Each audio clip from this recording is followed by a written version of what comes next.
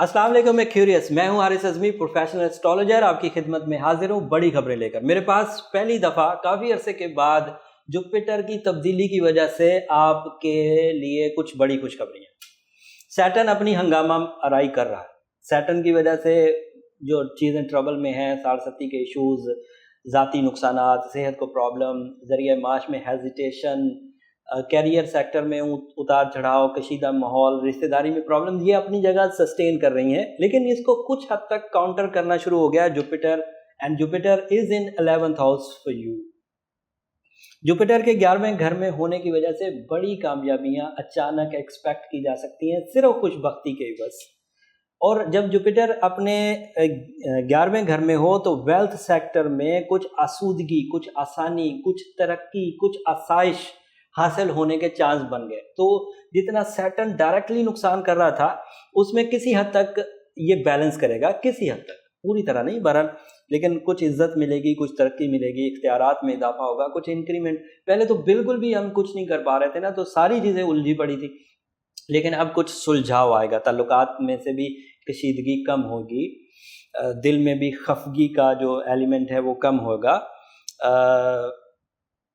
एक पहलू आपके लिए बड़ा पॉजिटिव जनरेट होने लगा है कि जो नया चांद है वो 10वें घर में पैदा होने जा रहा है।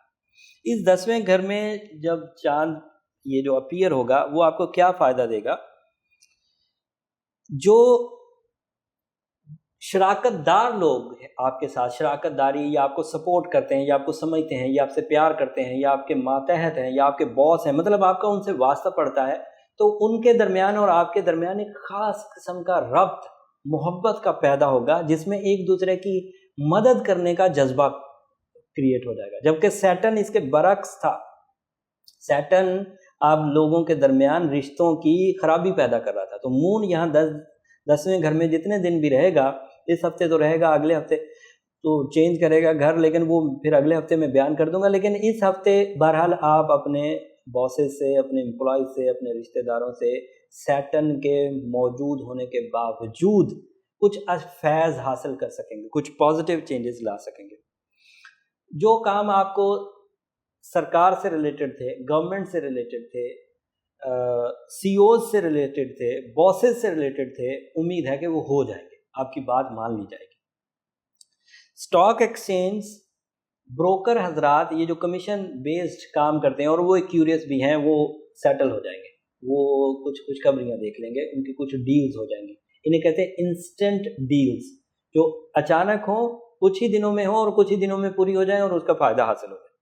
लेकिन इसके बावजूद गुस्सा आएगा, इसके बावजूद मियाँ बीवी में एंगर फिट्स आ सकते हैं। ये 1-on-1 रिलेशन में इश्यूज रहेंगे।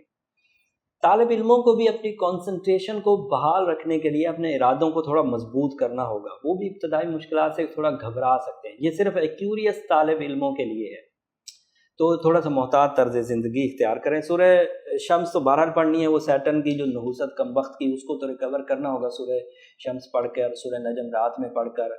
और एमरल्ड स्टोन, एक्यूरियस को मैंने बड़े अरसे तक एक्वामरीन प्रिस्क्राइब किया, बट एक्वामरीन बहुत इफेक्टिव साबित नहीं हुआ। उसके एक तो बहुत हाई पोटेंसीज पहनना पड़ती थी, और दूसरा उसके रिजल्ट्स फिर भी नॉमिनल से थे, एवरेज से थे। जबकि एमरल्ड से ये बहुत अच्छे अंदाज से रिकवर हो रहा है। एमरल्ड के 8 कैरेट पहनना भी आपके लिए बहुत अच्छा रहेगा। सूरह शम्स को दिन में पढ़ें और सूरह नजम को रात में पढ़ें। कुदरती तौर पर कुछ कमी आ गई है इस हफ्ते सैटर्न की इफेक्टिविटी में, नहुसत ज़ुहल में कुछ कमी आ गई है, और इधर से पॉजिटिविटीज़ बढ़ रही हैं। उम्मीद करता हूँ कि ये आपके लिए बड़ी ऑक्सीजन की वजह बनेगा, आपके लिए रिलीफ की वजह बनेगा। एंड उम्मीद करता हूँ कि इस इंफॉर्मेशन से आप अच्छे डिसीजंस लेंगे और इन डिसीजन से अपनी लाइफ अचीवमेंट्स या कम से कम इस हफ्ते की अचीवमेंट्स तो कर सकेंगे। फिर भी कोई सवाल हो तो हमने आपके लिए एक फैसिलिटी क्रिएट की है कि हम लोग मंडे को रात 10 बजे लाइव आएंगे, तो आप अपनी इनफरादी ज़िंदगी, अपने लाइफ चार्ट के बारे में भी कुछ सवालात कर सकते हैं। मंडे तक के लिए इजाज़त दीजिए। जाते जाते चैनल ज़रूर सब्सक्राइब कर लीजिए, ताकि जब मंडे को हम लोग लाइव आएँ तो आपको नोटिफिकेशन मिल जाए। तब तक के लिए इजाज़त दीजिए। अल्लाह हाफ़िज़।